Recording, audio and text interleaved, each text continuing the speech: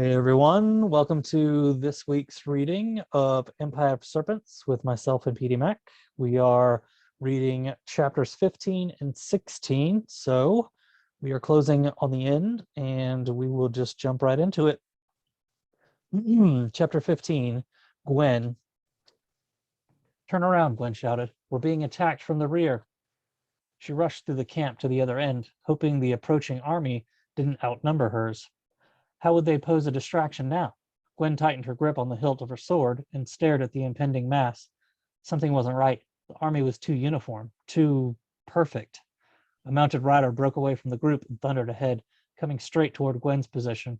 She lifted her hand, prepared to blast the rider from the saddle with lightning. The rider drew closer and closer. Gwen held back her spell until she was sure she wouldn't miss. And then she saw it, the finely crafted armor and the unique helm. That was elvish armor.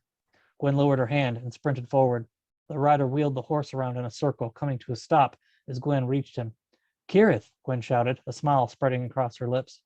I'm not too late then, Kirith asked as he slid off his mount. He removed his helm and tucked it under his arm. Just in time, actually. We're about to march into Heavengard. Kaelin managed to get the gates open. Excellent news. Kirith looked past her to the gathered men and women and raised a slender brow. This is your army? It's small, Gwen admitted, but it was all we could muster. That's not a problem. I just don't think they are outfitted for an assault. I'll have my forces take the lead. He looked back at Gwen. If that's all right with you. That's fine with me. We need to hurry, though. Connell is about to enter through the western side of the city. Kirith retrieved a horn from his saddle and put it to his lips, then blew 3 short notes. His army split down the middle, each side going around the camp, and they converged back as one force on the other end of the camp. Let us go and take Heavengard back, Kirith said. He climbed back onto his horse and offered Gwen his hand. She grabbed onto him, and he pulled as she jumped, landing in the saddle behind him. He snapped the reins, and the horse sped toward the castle. Attack, Gwen shouted as they rode through the camp. Fall in line behind the elves. Kirith's army was mounted and therefore faster, and Gwen's forces ran along behind them. The two of them rode past the line of mages and took the lead in front of the elven army, continuing to the open gate. As they crossed the threshold, Gwen spotted Kaelin and 2 others. They were covered in blood and running toward the gate. There's too many, Kaelin shouted breathlessly. Gwen pushed herself out of the saddle as Kirith slowed, landing awkwardly on her feet. She hurried over to Kaelin. What about the gate? Are the other guards lowering the mechanism? Kaelin. No, Kaelin heaved a deep sigh. The others are dead, slaughtered after we lifted the porculus. I used my key rune to lock the door behind us, so that should keep them busy trying to get inside the room, but not for long. Reinforcements have arrived, Gwen said, pointing behind her toward the mounted elves.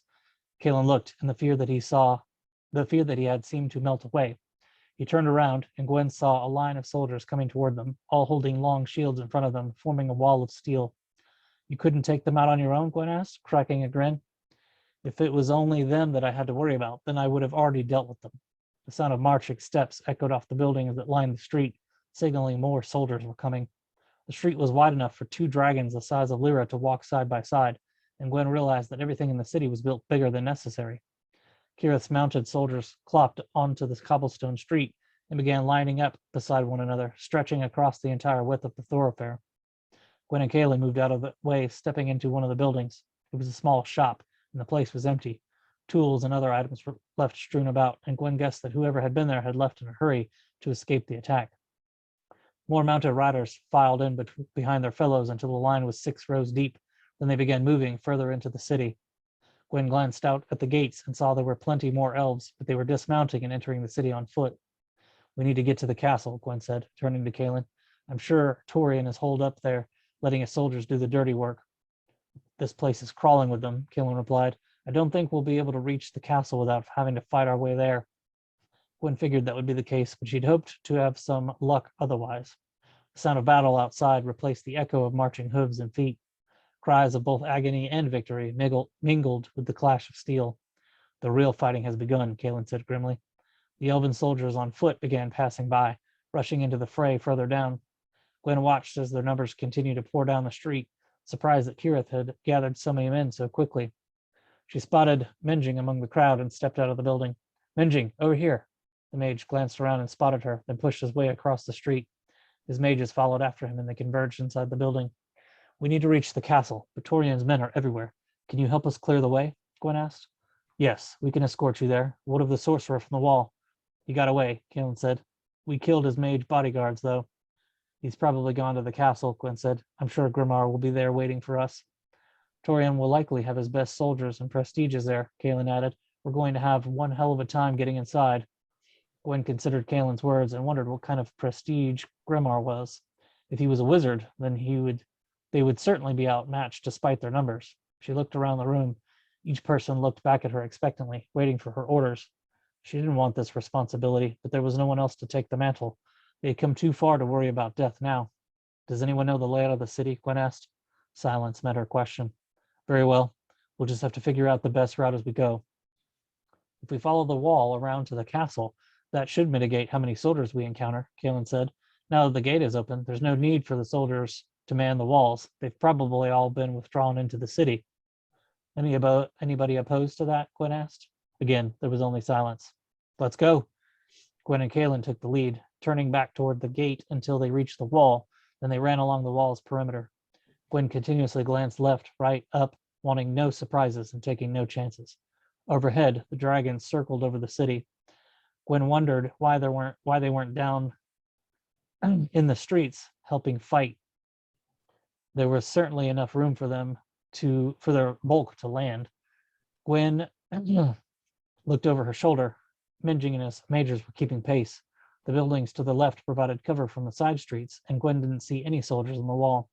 It seemed Kaelin's assumption had been correct.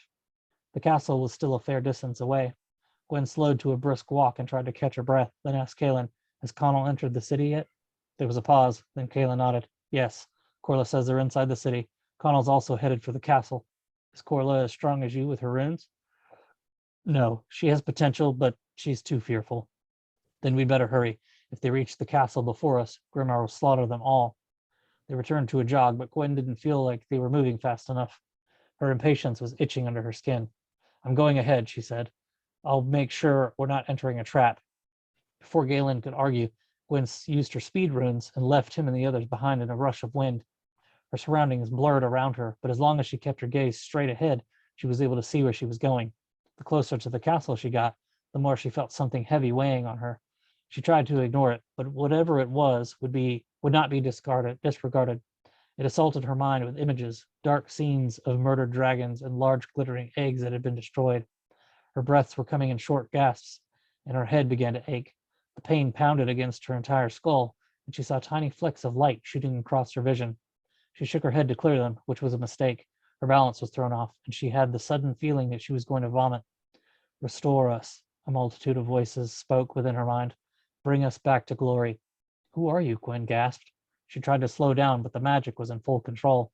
The voices in her mind were clouding her ability to cut off the magic. We are the dead, dragons who were murdered by men in this very place. Restore us, princess. Restore us and make amends. Murdered dragons? She didn't know what the voices were talking about. The presence in her mind faded, and she had control over her body again. She skidded to a halt. Ahead, the castle towered high into the sky. A group of soldiers guarded the entrance, and other groups were scattered around the courtyard. She was trying to count their numbers when something caught her attention to her left. She looked just as it slammed into her, knocking her into the wall. Gwen's body exploded with pain, and she collapsed to the ground. She looked up to see a tall figure dressed in black robes standing over her. The man smiled, but there was no joy in his expression, only gleeful madness. A jagged scar ran down the left side of his face, and his forehead from his forehead down over his eye, ending at his jawline. His hair was dark auburn and cut short. He had no facial hair, and his eyes were green and bloodshot. Gwen had never seen the man before, but she knew who he was. Grimar the Mage Breaker. Grimar held out his hand, and the air rippled briefly before a massive battle axe appeared. Gwen realized that she wasn't up against another mage. No, she had the unfortunate privilege of facing off against a wizard. She risked a glance back the way she'd come, but there was no sign of Kaelin or the others. She cursed herself a fool, knowing she shouldn't have gone ahead without the others. Gwen slowly pushed herself up and stood. Grimar made no move to stop her, and she didn't find that comforting at all. Her sword was on the ground at her feet, but she didn't dare make a move for it. Pick it up, Grimar said. His voice was deep, and his accent was so thick it took her a moment to decipher what he'd said. Why? So you can cut my head off while I'm not looking? Grimar laughed heartily, then shook his head. I wouldn't do that, little mage. It wouldn't be fair. And contrary to what you may think about me, I am a fair man. Gwen snorted. Right. Is that why your namesake is Mage Breaker? You are a prestige who murders other prestiges? There is no justifying that. Murder is the wrong word, Grimar said, tilting his axe. He ran a finger over the blade, cutting the flesh. A few drops of blood slid across the blade and began to glow with an eerie light. He grinned, a smile full of dark secrets and lies. I'm an executioner. Chapter 16, Connell. In the hour before dawn, 3 dragons led the dwarven army through the doors into what appeared to be a vast empty room carved out of the mountain. Glowstones lining the center of the ceiling gave dim light to the enormous room. At the far end was another set of doors made of stone. Where are we? Connell asked, expecting to be immediately in the streets and heading to the west gate. We are halfway between the west gate and the citadel, Dareth replied, purposely slowing her pace so the dwarves could keep up. What is this place? It is a secret place, a refuge when Havengard was still Dragonhome. We knew even then that man would not let us live in peace. Dareth stopped and glanced around the empty space. I remember coming here when Havengard was falling. There were 75 of us then. We escaped the way we came in. Now there are 11. She turned a harsh stare on him. I've compromised our future because I trust you. We've already talked about this, remember? Connell shot back to relax. Besides, I like living near the coast. Dareth frowned and resumed leading the way. Pausing at the door, she said, these doors have not been opened in over 150 years. Reaching up, she pressed a stone in the wall. May this room never be used again. Twisting her head to look back at Story, she said, go to the right when you exit here. This is the outer wall. Follow it all the way to the west gate. The stone door silently swung open, and the morning air swept into the room. The dragons burst through, unfurled their wings, and leaped into the air. The dwarven army spilled out behind them, flowing onto the wide streets and fanning out, some heading towards the gate, others ascending the stairs to take control of the ramparts. Connell stood to the side, momentarily getting his bearings. The doors behind him were cleverly concealed as part of the city walls that blended into the steep sides of the mountain. Tall buildings across the street blocked any view of the city, and he suddenly felt clueless as to where anything was. Deciding to get a better view, he followed those clambering up the stairs and then suddenly realized the sky was brighter than it should be at this time in the morning, but the brightness seemed to pulse like someone shooting off fireworks. He also found it odd that there was far too quiet here. That lasted until he was halfway up the flight of stone steps when horns blared and the clamor of gongs filled the air along with shouts of warning. Racing up the rest of the steps, he paused only a moment to see 3 dragons spewing fire onto the streets below. Kicking in his speed rune, Connell raced along the ramparts, leaving his dwarven compatriots far behind, bowling over unsuspecting guards whose attention diverted to the dwarves swarming in the streets below. Halfway to the guardhouse, Connell saw a mage hurling down fist-sized fireballs that exploded and spread on the dwarves below. Unaware of Connell's rapid approach, he lifted an arm to toss another fireball when pain exploded as Connell sliced through the arm at the shoulder, the limb flopping onto the stone paving. Blood spurted out as the mage reeled around and fell to the street below, only to be trampled by the dwarves heading for the gate. Pressing on another 50 paces, Connell suddenly stopped, confronted by a mage standing in the middle of the rampart waiting for him.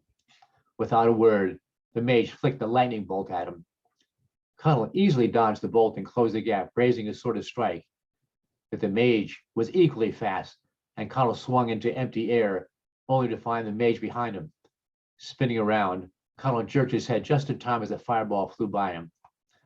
At the same instant, he flung his sword at the mage, whose shocked face morphed to impending doom as the sword's point penetrated through his ribs and pierced his heart.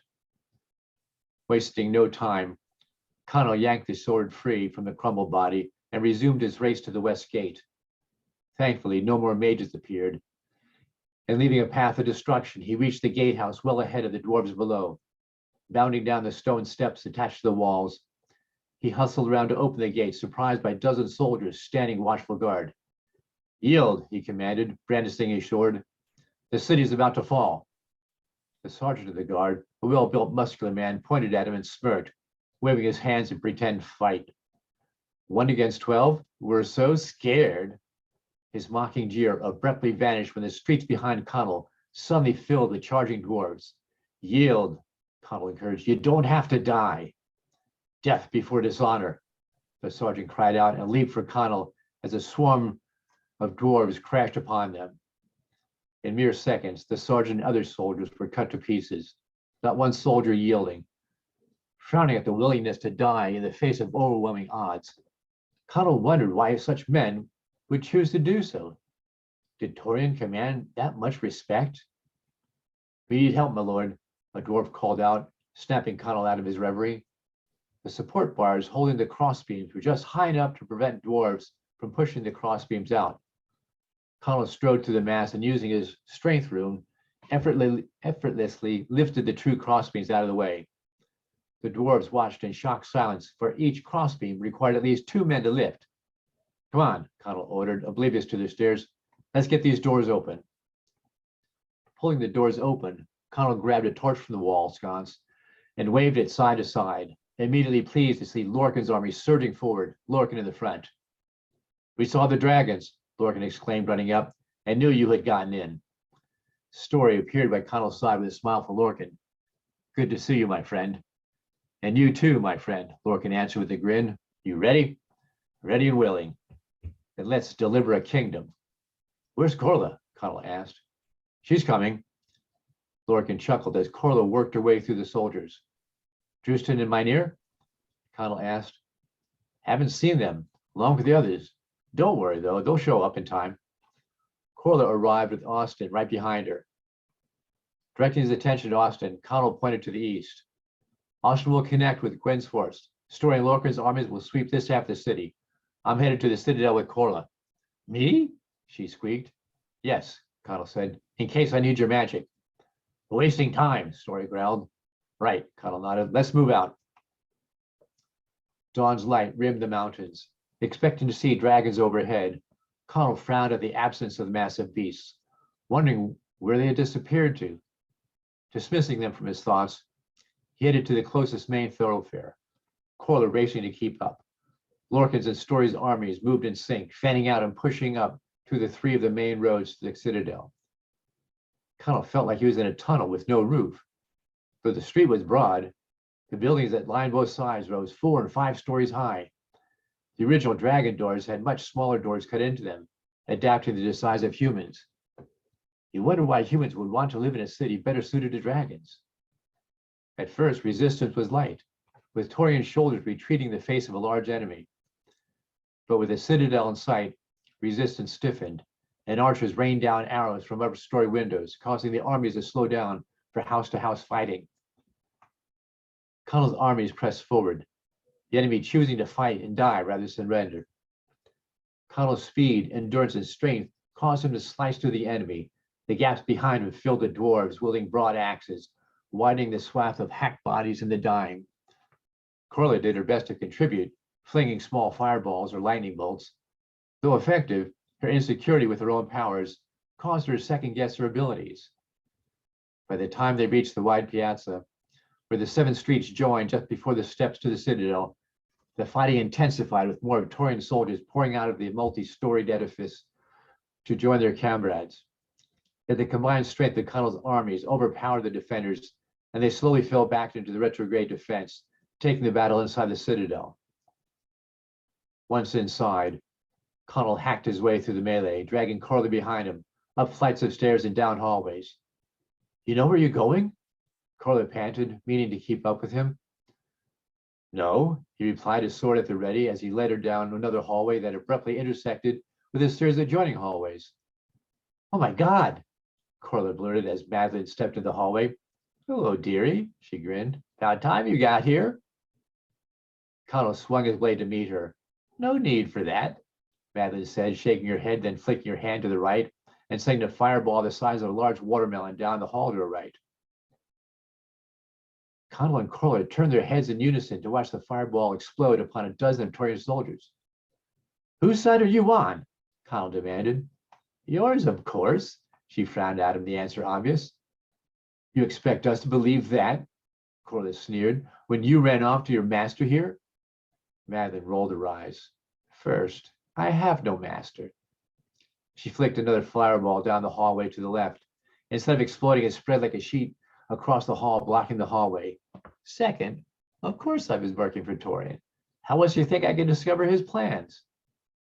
You're telling me you're a double agent? Connell cocked an eyebrow in doubt. Ain't it obvious? She replied, frowning at them, then shaking her head in exasperation. Think, what happened in Blazington? Do you really think Torian would allow that to happen? She gave Connell a hard stare. You were supposed to be dead long before now. Ain't dead, are you? Then why did you leave? Corley challenged. Figured you'd get here, she replied, tapping a finger to her nose. Also figured you'd get lost unless you had someone to guide you. You know where Torian is? Connell's eyes blinked wide as he lowered the tip of his sword. Of course, dearie. She grinned and winked. Follow me. She curled a hand at him. I don't trust you, Corley snapped. You're too smooth, too slick. You have an answer for everything. Madeline leveled a gaze at her. It's easy to have the answers when you knows the questions. You see, Corley complained, turning to Connell. That's exactly what I'm talking about. Madeline narrowed her gaze at Connell. You're wasting time, dearie. You want this kingdom or not? Connell's lips pursed in an indecisive moment. Lead on. Madeline turned and headed down a wide hallway. This way. You're going to trust her? Corley blurted, catching up to them. Might as well, he cavalierly replied, though his suspicious eyes scanned the hallway. Madeline set a quick pace, flinging lightning darts and fireballs as they progressed. Connell noted that the number of enemy soldiers increased at each junction. At one intersection, well lit with ornate sideboards against the walls, Connell battled 5 soldiers while Madeline and Corley dispatched 20 more. The next intersection proved even more troubling as 50 soldiers poured into the gap. Yet with Connell's rune might and Madeline's and Corley's mage strength, they managed to overwhelm the enemy. But cuts on all 3 of them caused Connell to warn, we can't take much more of this. Posh, Madeline replied, casting a disdainful glance at the cut on her arm. Mere scratches. She paused and focused her concentration on her cuts, which closed and healed. She grinned at Connell, about to offer healing when her jaw slacked open. Your cuts, they're gone. Yeah, he shrugged. I'm a quick healer. Not that quick, Madeline marveled. Has it always been so? Yeah. They looked in unison at Corley, who was struggling to perform self-healing, her frustration evident. You're trying too hard, dearie. Relax. Let your energy flow into yourself. Corley tried relaxing, but to no avail. I still can't do it, she whined. Madeline gave her a quick once over. You're not that hurt. I'll teach you how to do it when we finish here. Come on. Arriving at the next intersection, Connell was surprised there was no one there. We're almost there, Madeline reassured him. Focusing ahead, Connell saw that the hallway ended and he picked up the pace. Slow down, dearie. We'll get there in time. Connell slid a glance at the mage, puzzled at her casual demeanor.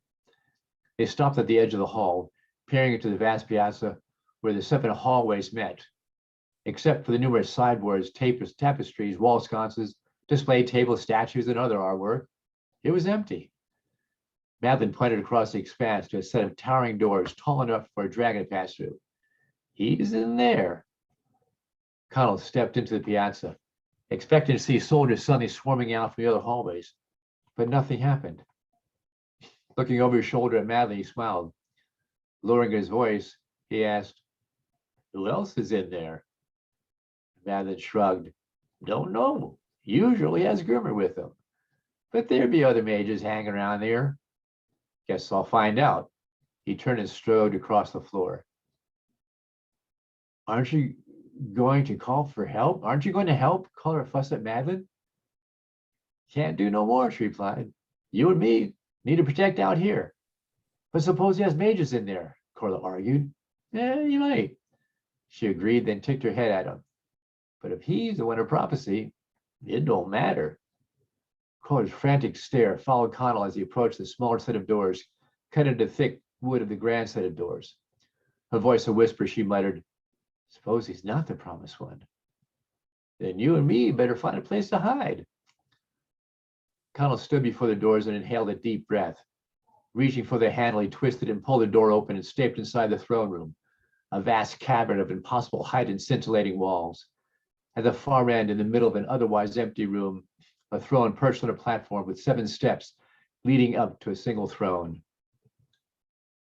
A sturdy, muscular man with a full dark beard sat on the throne, a drawn sword across his lap. He looked up when Connell entered. The man's voice carried across the room as though he were standing right next to Connell. So you're the brat who's come to take my throne. I should have killed you when I had the chance. Bum, bum, bum. All righty, that's it for this week. So be sure to watch for the notification of next week's video where we continue the book. So thank you for listening. And if you've been following this whole time through all 3 books, a huge thank you to you because, we take our personal time to record these. So we hope you're enjoying them and we appreciate you listening. And we'll see you next week.